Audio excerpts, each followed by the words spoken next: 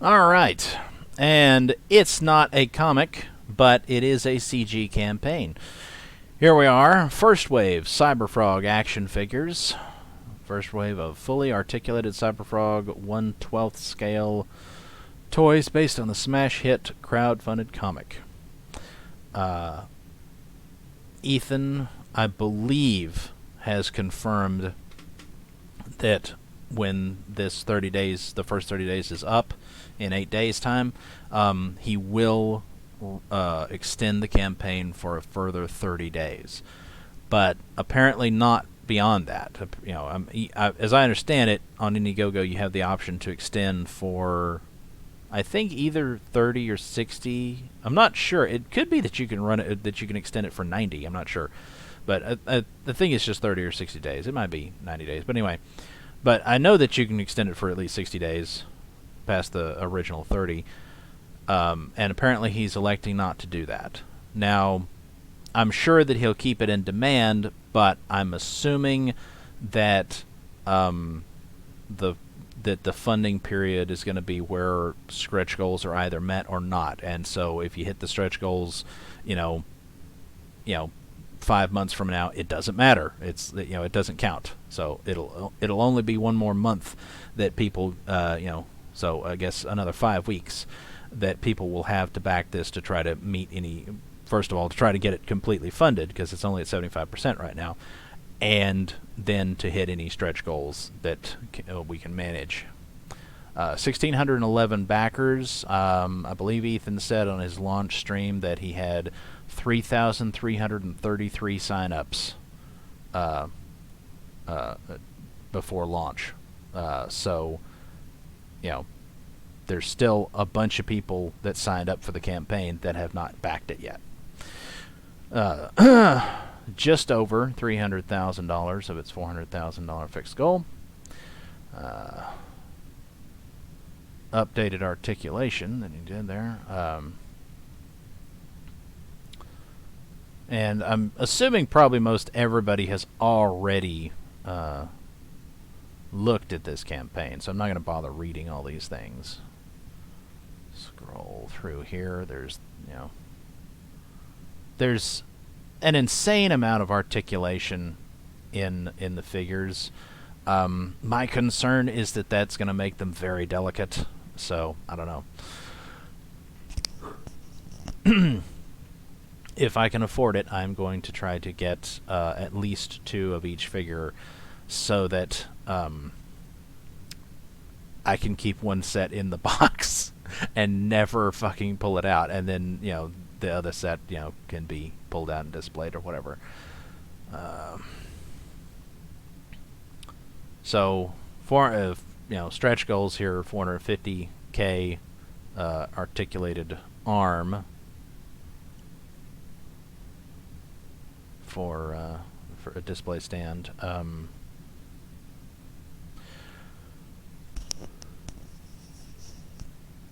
500K gets a total of 3 sets of hands. That's another thing that to me personally, I mean, these are very cool. I'm not trying to say that they're not, but personally, I've always disliked like Godzilla figures. It's like I have, as a kid, I would have loved to have played with all kinds of Godzilla figures, but there were so few available. Like, mostly I had to make do with the only thing I could find around here, my family could find around here to buy for me was mostly, I think, Mexican knockoffs. But I don't know. I may have had 1 or 2 like actual Godzilla figures, but I don't think I ever had any actual.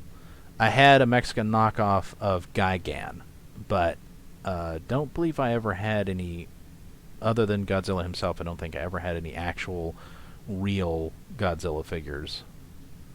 Except not in the 80s, but later on in the 90s at some point there was was Trendmasters, was that the brand that did, an American company did this whole line of Godzilla figures, and I got a number of those at that point, but some of those were rather disappointing because they just I don't know.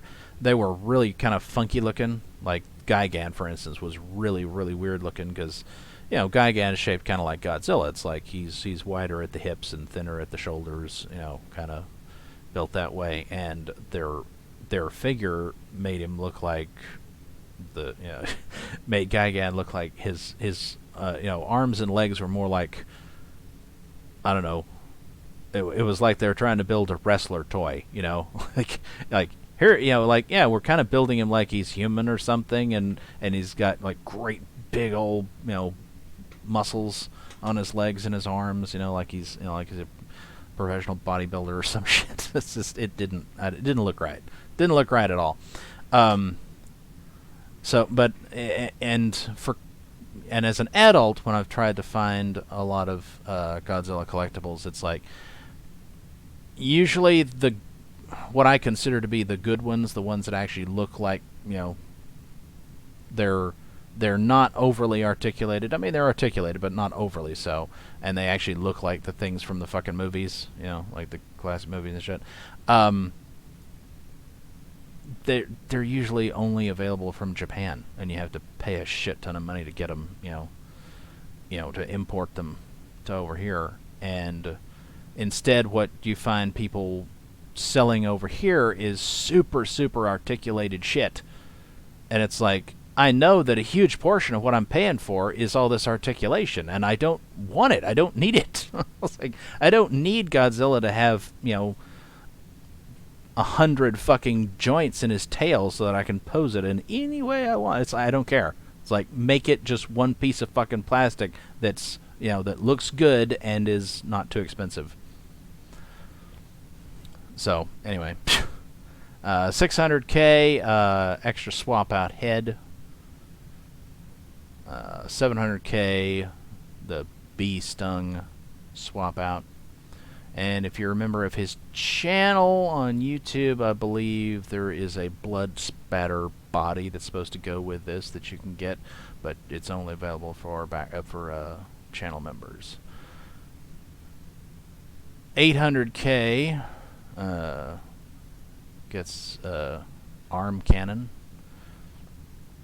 and then there's this 90s Cyberfrog, which I think Ethan said is actually fairly popular.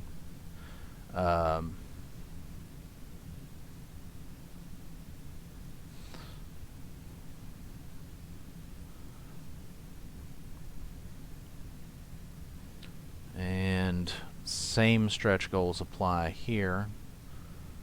And weird weird grin face on that. And then at 700K, a swap out hand holding a severed Vespa's head. 800K gets those things. Then the Heather action figure, the chicken fry t-shirt, and the long hair that apparently does not allow her head to actually turn. Again, it's like, and Ethan actually mentioned this, I think, on one stream. He mentioned that they had kind of compromised, to a certain extent, her feminine physique in order to give her all the points of articulation, which, is another point against all the fucking articulation. I know a lot of people love articulation, but to me it's like, it's not that great. It's like, I'd rather have figures in a specific pose that looks good, and that's just that. I'd rather have that and have the whole thing be more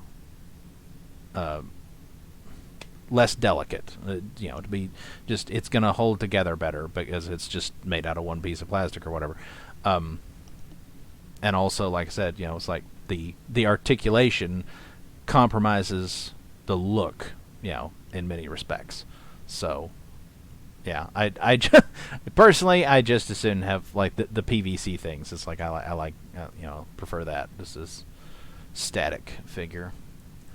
All right, 450. She gets a stand. 500. She gets hands. 600K. Everybody agrees they want that. They want the war ponytail.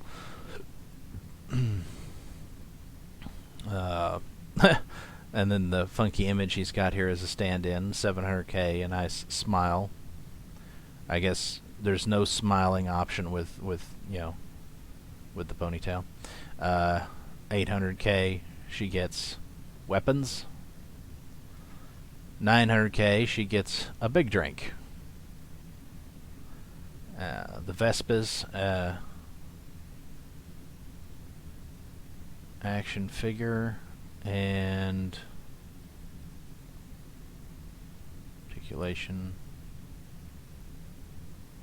See, I kind of would have thought, based on the fact that all the pictures of this figure are with the stand, I would have expected that to kind of be a default thing that comes with it, since it seems to be kind of necessary.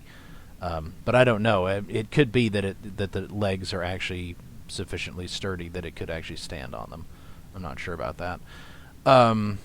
Anyway, so 450K gets a stand to go with it.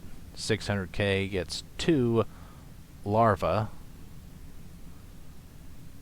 800K gets a melted skeleton hive mini playset, which admittedly looks pretty cool. Now, the variant edition, all caps Heather Swain. I believe if you're a member of his Patreon, you get a link to where you can get that by itself. Otherwise, I think you can only add it on, and only to the higher tiers, or maybe the highest tier, I'm not sure. Backers versus Cyberfrog Wave 1. Set of, oh, here we go. Set of 4, or 2 complete sets of 4. Yeah, so only with buying all 4 or 2 sets of 4 will you get that, unless you're a part of his Patreon, and then you can get it by itself. And that's it for the stretch goals.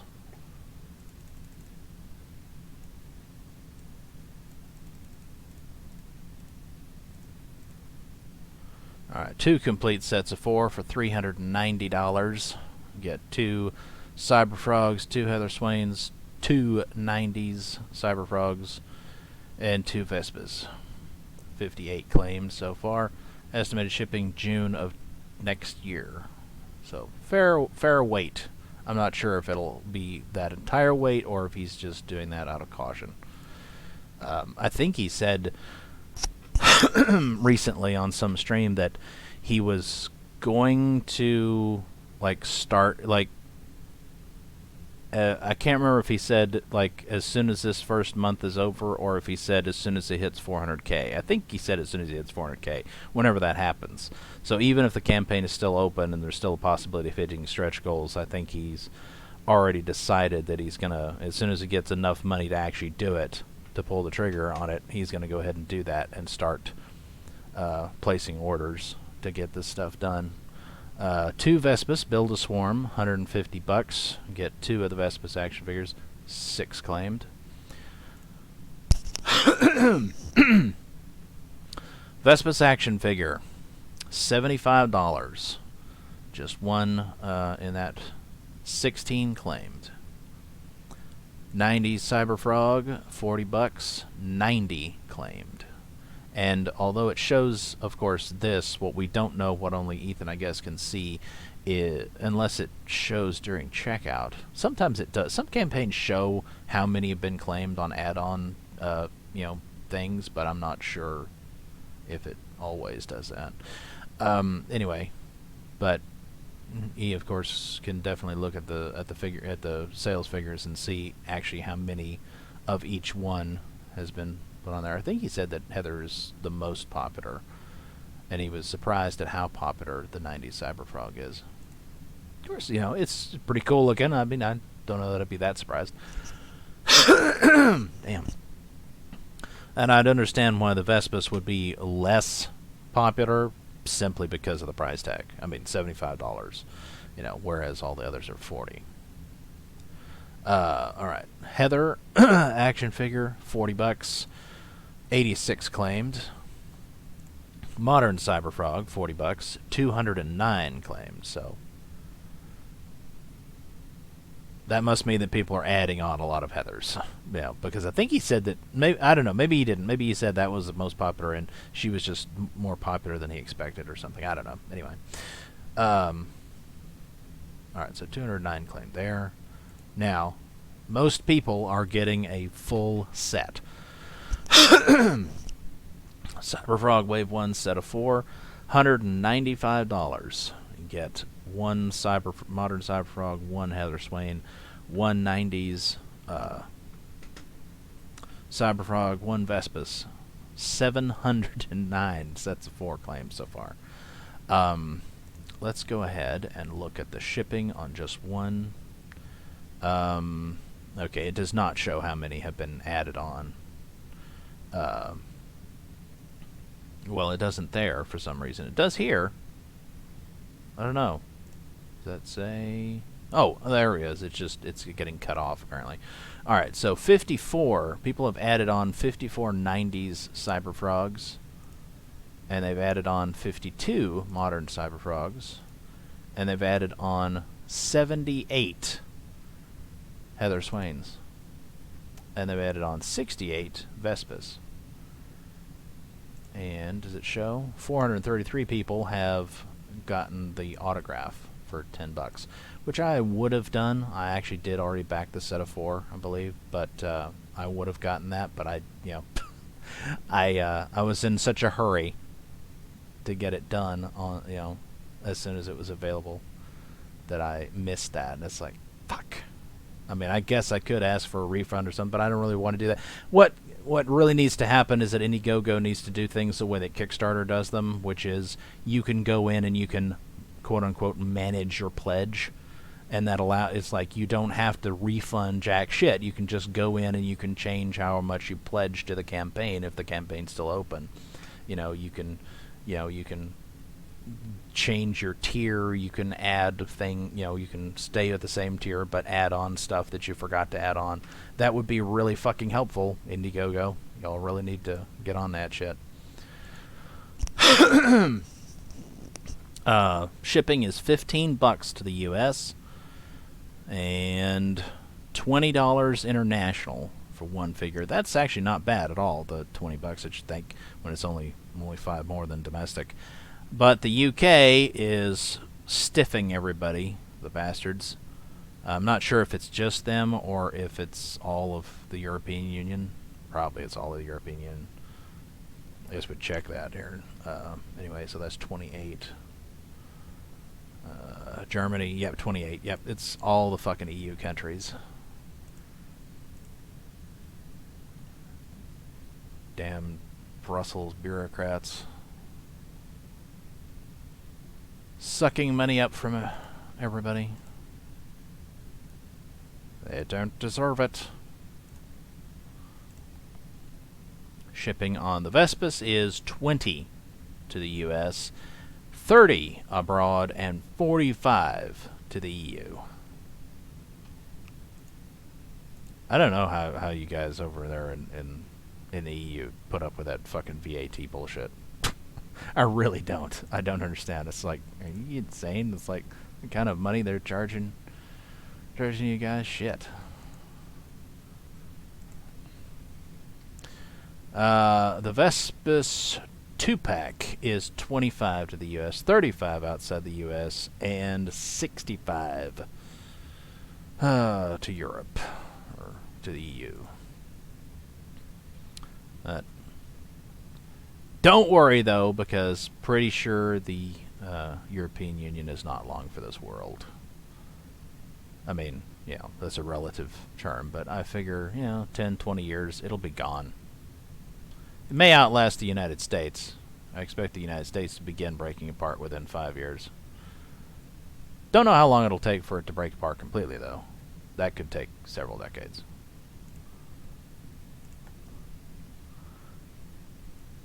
Alright, $30 shipping. It's really not bad. I mean, at all 4,